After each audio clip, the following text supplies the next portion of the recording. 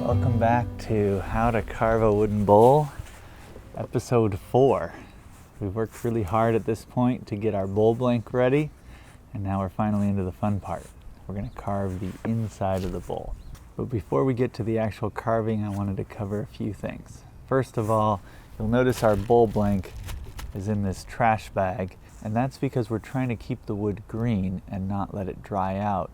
When I haven't been working on it, the bowl blank has been in this trash bag, and I've kept it outside on the north portion of the house, which is shaded all day long.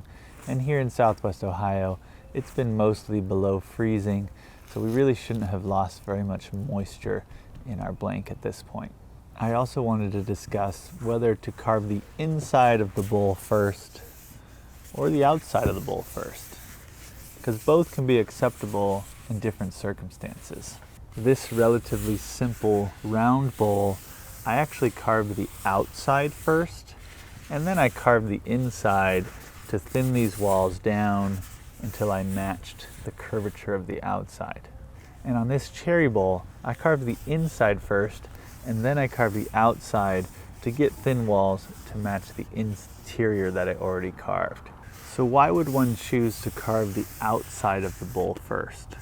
The first thing is that I generally will carve the outside of the bowl first if I have a pretty simple shape.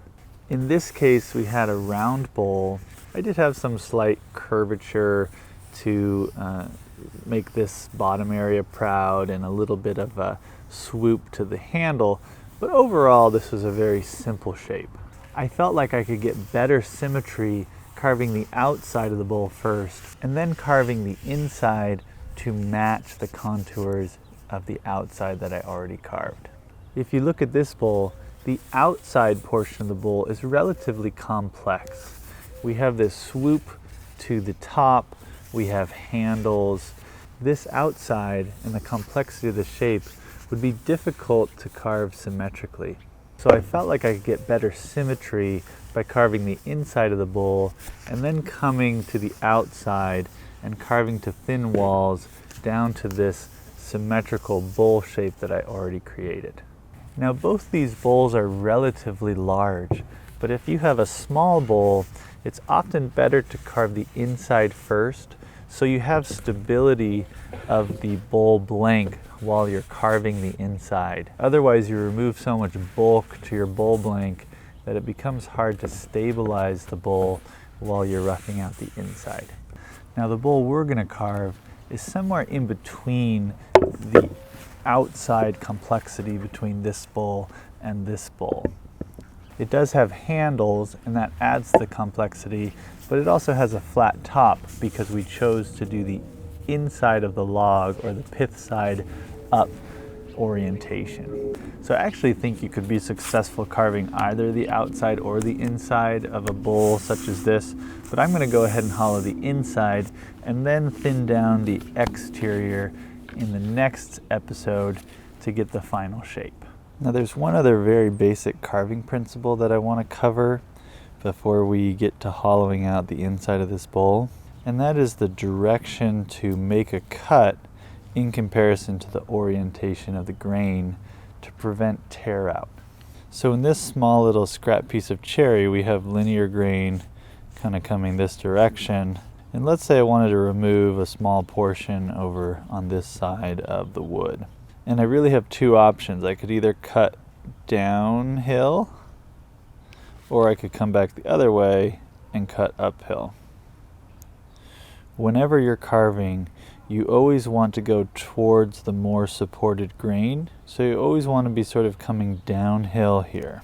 Let me show you. So here I'm going to go downhill and I'm getting these smooth cuts. Whereas if I tried to come uphill towards the less supported grain, I'm going to get this tear out of the grain. So what that means is when we're hollowing out the inside of the bowl here, we can move in this direction, sort of coming downhill towards the more supported grain, but we can't move in this direction. Similarly on the other side, we can come down, and over here we can come this way. Now there's going to be a point somewhere around here, although it's not always at the exact center of the bowl, where the grain is going to change direction and you're going to start getting tear out if you go too far. So one of the things you're going to see me do is to create a trough in the middle so that all of these cuts can end in the trough and you don't pass that point to the unsupported grain and get tear out. Don't worry if this doesn't make perfect sense right now. It will make more sense as we start hollowing out the bowl. Okay, last thing before we get started with the actual carving is to talk about some of the tools we're going to use. So things you're going to see me use: an adze. This is the small bowl adze by Jason Lennon, and this is the 50mm bowl adze by Hans Carlsen. I really love both of these. I probably don't need both. They act very similarly. For larger bowls, I have the 60mm bowl adze by Hans Carlsen on the long handle and the large bowl adze by Jason Lennon. Again, these are probably pretty equivalent. You probably don't need both of these. And to be honest, you probably don't need a large bowl adze. If you're just going to get one adze, I would go with a smaller adze. You'll also want at least one bent gouge. What we mean by bent is it has this curve here, and it's a gouge. You can see it's not straight across on the cutting edge. These two gouges by Hans Carlsen have slightly different sweeps. This one is a tighter circle on the cutting edge, and this is more flat. And generally these ones with the tighter circle are better for roughing out, whereas these flatter ones are going to give you more smooth cuts. This is the file Swiss-made number 7 30mm bent gouge. The number 7 is how tight the circle is on the cutting edge. 30 is how wide the cutting edge is. This is a really nice gouge that's generally available at any given time. I love these Hans Carlsen gouges, but they're sometimes hard to find. So if you're just starting out, this file Swiss-made number 7 30 or maybe 35mm gouge is a great starting gouge.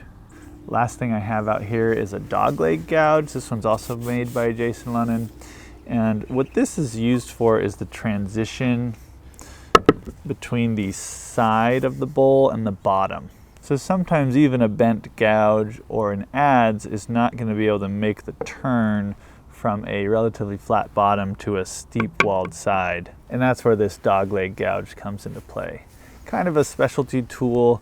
Not necessarily something you need to do this, but it's really nice to have. Okay, now that we covered that, let's get carving.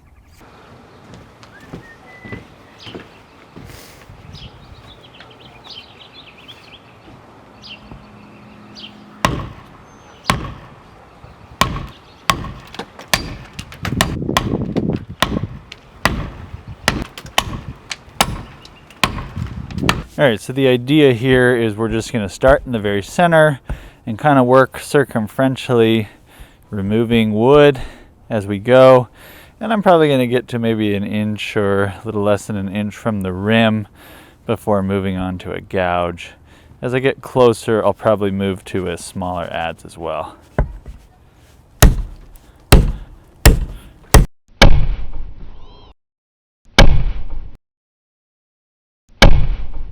One of the nice things about the larger bowl adze is they have a longer handle, so you can switch it up and use two hands if you feel like it.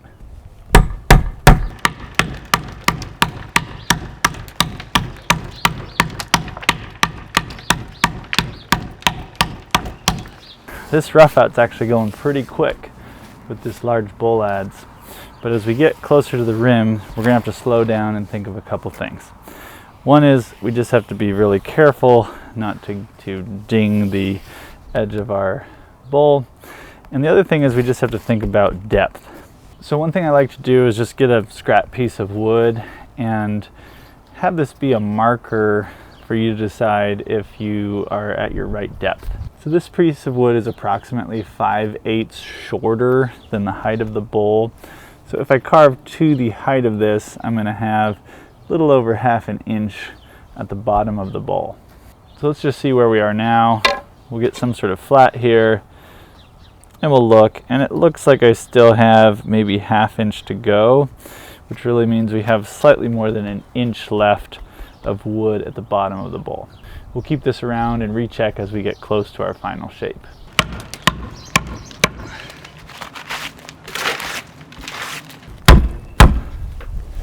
So one of the things you'll notice is my bowl blank is not fastened down at all. That works really well in a bowl that's relatively large and there's a lot of weight to this half log. Remember, this log weighed 160 pounds when we started. After doing that initial shaping for the blank, still probably weighs about 60 pounds. Obviously not anymore because we've removed some of the bulk in the middle. But it's really convenient to be able to be working here and then just turn the bowl slightly and then continue to kind of move around the bowl as you go.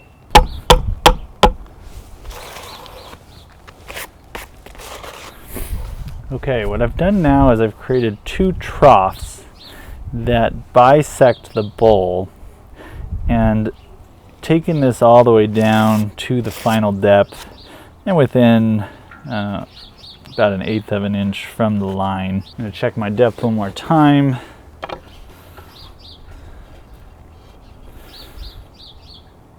So it looks like we are less than 1/2 inch from the bottom of the bowl. So we really should stop here for a couple reasons. Obviously we don't want to go through the bottom, but also as the bowl dries, it's going to warp slightly. So we need a little bit of room to replane the bottom once the bowl is dry. So we'll have to remove a little bit of the bottom of the bowl in a few months once this is fully dry. So now that I've created this trough that cuts the bowl in half lengthwise, I'm going to do another trough that cuts the bowl in half perpendicular to this one.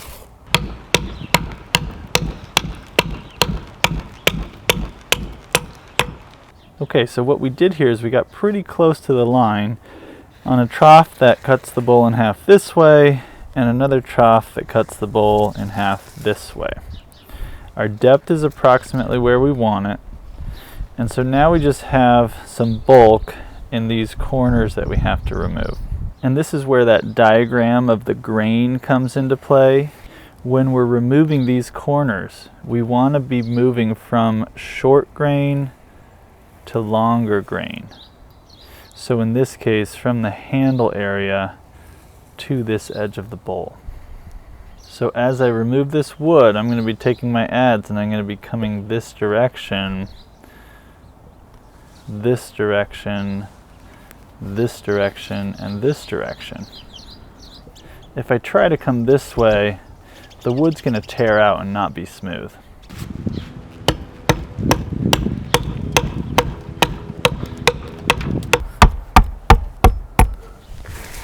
Okay, that'll do it for the adze work. Now I am going to switch to a gouge, just a little bit more accurate to get close to this line.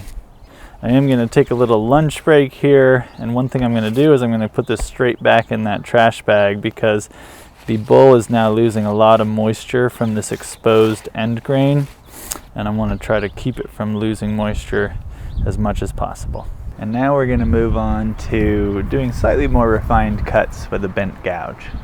Some sort of wooden mallet, or in this case a rubber mallet, is a nice tool to have as you still have a little bit of bulk to remove. And then as we get closer to those refining cuts, we're just going to be pushing the gouge.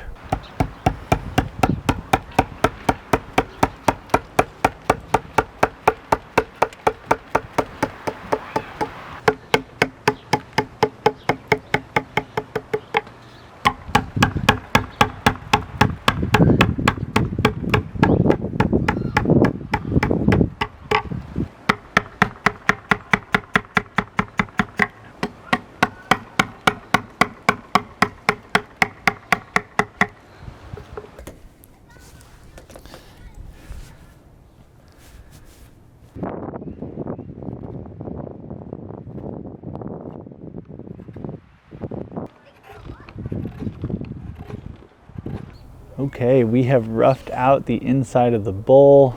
Took quite a few hours today, but I'm pretty happy with how it looks.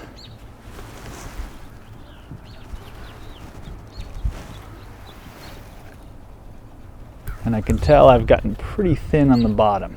We're gonna put it back in the trash bag, leave it out in the cold, and next time we are gonna carve the outside of the bowl. Hope you're enjoying the series. Happy carving, everyone.